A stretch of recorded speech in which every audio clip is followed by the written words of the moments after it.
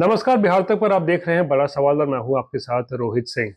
राजेश रंजन उर्फ पप्पू यादव ने आज अपनी पार्टी जन अधिकार पार्टी का विलय कांग्रेस के साथ कर लिया और अब इस बात की पूरी संभावना जताई जा रही है कि आगामी लोकसभा चुनाव पप्पू यादव कांग्रेस के टिकट पर पूर्णिया लोकसभा सीट से लड़ने जा रहे हैं। दरअसल पप्पू यादव की राजनीति पर अगर नजर डालें तो वो हमेशा से ही कोसी और सीमांचल क्षेत्र में काफी सक्रिय रहे हैं और कई बार इस इलाके से वो सांसद भी रह चुके हैं, चाहे वो मधेपुरा हो या फिर पूर्णिया।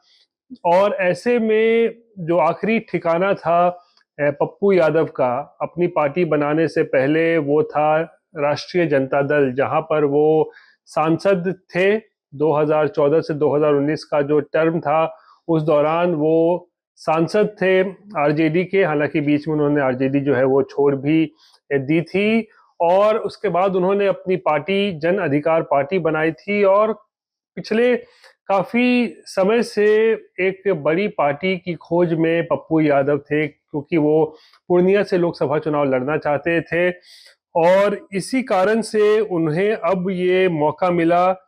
जब आज उन्होंने आखिरकार कांग्रेस से जब उनकी बात फाइनल हो गई तो फिर वो पटना से आज दिल्ली रवाना हुए और फिर दिल्ली में दोपहर के वक्त उन्होंने कांग्रेस का विधिवत रूप से जो है वो उसमें शामिल हुए, उसकी सदस्यता जो है वो ग्रहण की।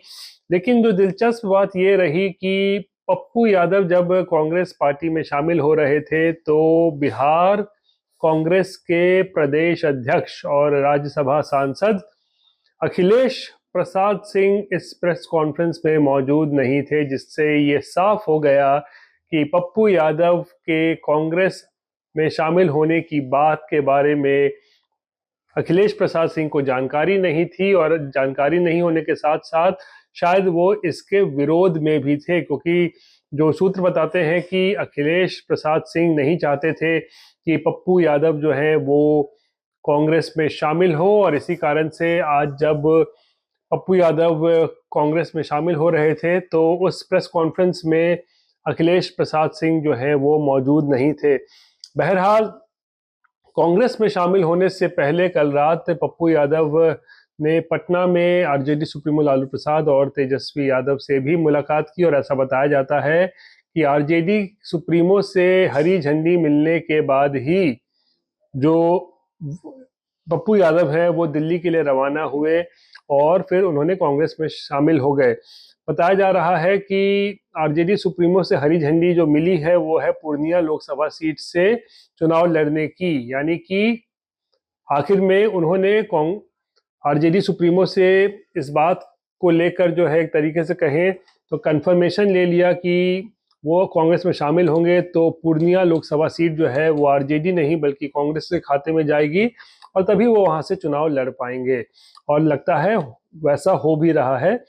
लालू से हामी मिलने के बाद, यानी कि सहमति मिलने के बाद अब चले गए आज दिल्ली पप्पू यादव और उन्होंने कांग्रेस में जो है सदस्यता जो है वो ग्रहण कर ली है।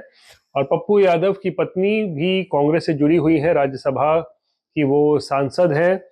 और अगर हम पप्पू यादव के राजनीतिक इतिहास पे जाए तो आपराधिक ट्रैक रिकॉर्ड तो उनका रहा है, कई सारे मामले जो है उनके खिलाफ चल रहे हैं या बहुत सारे मामले जो हैं जो वो लंबित भी हैं, लेकिन ऐसे में राजनीतिक तौर पे भी जो है काफी सक्रिय रहे हैं पप्पू यादव। और 5 बार जो है वो सांसद रह चुके हैं, 1991, 1996, 1999, फिर 2004 और फिर 2014 में वो सांसद चुने गए थे और 2014 में वो आरजेडी के टिकट पर जो है वो सांसद चुने गए थे। और पप्पू यादव के कांग्रेस में शामिल होने के बाद महागठबंधन को उम्मीद है कि सीमांचल और कोसी इलाके में इसका खासा असर देखने को मिलेगा, क्योंकि पप्पू यादव जो है वहां पे दबंग छवि जो है उनकी है और उस इलाके से वो पूर्व में जीत भी चुके हैं। और ऐसे माना जा रहा है कि पप्पू यादव जब आएंगे, यानी कि महागठबंधन से अगर वो टिकट मिल जाता है पूर्णिया से, तो वो चुनाव लड़ेंगे। तो फिर पूर्णिया में जो है उनके प्रतिद्वंदी जो है वो संभवतः संतोष कुशवाहा होंगे, जो कि जेडीयू के हैं, क्योंकि ये सीट जो है एनडीए में जेडीयू के खाते में गई है और वहां से संभवतः जो संतोष कुशवाहा को जो है एक बार फिर से टिकट दिया जाएगा। संतोष कुशवाहा वहां से मौजूदा सांसद हैं और फिर जो लड़ाई है वो जबरदस्त होने वाली है। और ऐसे में बड़ा सवाल ये है कि क्या पप्पू यादव के महागठबंधन में आने से महागठबंधन को और ज्यादा मजबूती मिली है, या फिर पूर्णिया में अगर खासकर बात करें तो एनडीए का रास्ता और आसान हो गया है। आज का दूसरा बड़ा सवाल पशुपति पारस को लेकर है। दरअसल पशुपति पारस असमंजस में फंसे हुए हैं, उन्हें समझ में नहीं आ रहा है क्या करें क्या नहीं करें, एनडीए में रहें, महागठबंधन में जाएं। और इसी बीच इस पशुपेश के बीच में कुछ बयान ऐसे आए हैं आरजेडी नेताओं की तरफ से जो साफ तौर पर यह संकेत देता है कि पशुपति पारस को लेकर आरजेडी खेमा क्या सोच रहा है। फूका हुआ कारतूस है पशुपति पारस, फ्यूज बल्ब है पशुपति पारस, इस तरीके की बात जो है आज आरजेडी नेताओं की तरफ से जो है वो कही गई।